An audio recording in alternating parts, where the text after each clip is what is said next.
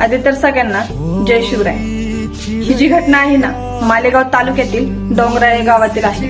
किती निरागस आणि किती सुंदर ही मुलगी दिसत आहे। हिचा फोटो तुम्ही एकदा नीट बघा, कारण की ह्या मुलीची हत्या करण्यात आली। बरं, हत्या पण अशी तशी नाही, तिच्यावरती रेप करण्यात आला, मग तिला दगडाने ठेचून त्या नराधमाने मारून टाकली। अरे, काय गुन्हा केला होता त्या 3 वर्षाच्या मुलीने? त्या नराधमाला थोडीशी तर तिच्यावरती दया आली नाही का?